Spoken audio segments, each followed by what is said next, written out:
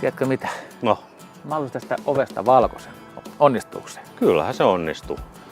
Tässä pinnassa näyttää olevan tämmönen vanha kuulote ja se on irronnut täältä jonkun verran, niin se täytyy toi vanha irronnut kuulote poistaa. Eli skrapaamalla tai hiomalla. Sen jälkeen se täytyy homepestä, kun tässäkin otetaan homepilkku hiukan. Ja sitten pohjustetaan, pohjamaalataan ja pintamaalataan.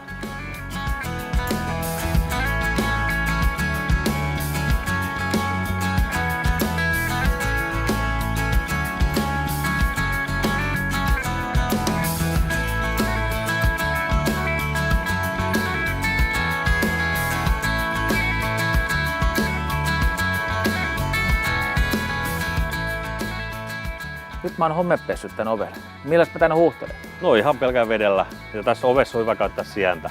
Sienen kanssa käydään läpi koko ovi.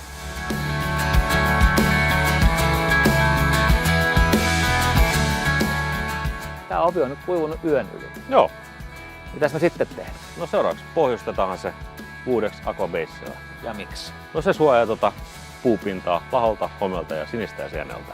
Ja tässä tapauksessa kannattaa se kokonaan pohjustaa, koska tässä on näin paljon tätä puuta näkyvissä. Eli pohjustetaan koko ovi. Mites tää lukko ja oven kahva?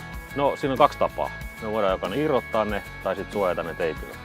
Mä uskon, että tässä tapauksessa me suojataan ne teipin kanssa.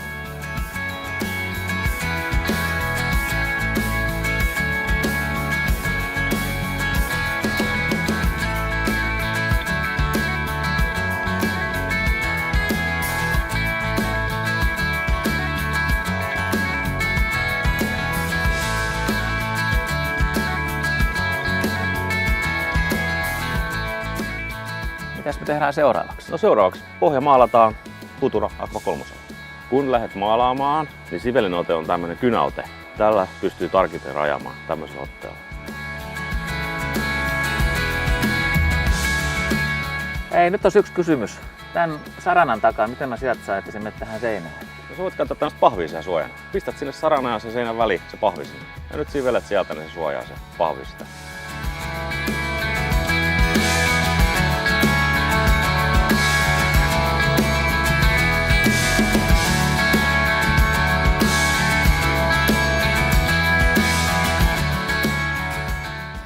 Hyvältä näyttää. Nyt sit vaan odotellaan, että se pohjamaali kuivuu, niin päästään pintamaalaan. Tää pohjamaali on kuiva, joko sovitaan pintamaalaamaan. Ja käytetään siihen Futura Aqua kalustemaali. Kalustemaalilla? Kyllä. Miksi? Koska ovi joutuu kovemmalle kulutukselle kuin julkisivu, niin tarvitaan kalustemaali, millä saadaan kova ja kestävä pinta. Mitäs tää muuten tää 40 tarkoittaa? No se kertoo maalin kiiltoasteen. Maalit on jaettu kiiltoyksikköihin, jotka ovat 0–100 ja 40 on puolikiiltävä.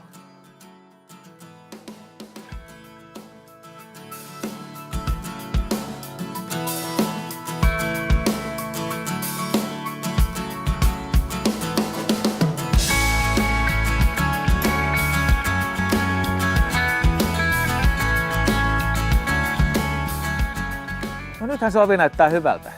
Se tuli kertamaalauksella valkoiseksi. Jos se olisi peittänyt tätä tumman puuta kertamaalauksella, sitten olisi jouduttu maalaamaan se toisen kerran. Tuossa saatu siitä näin hyvä. Nyt se meni kertamaalauksella. No hyvä, että meni.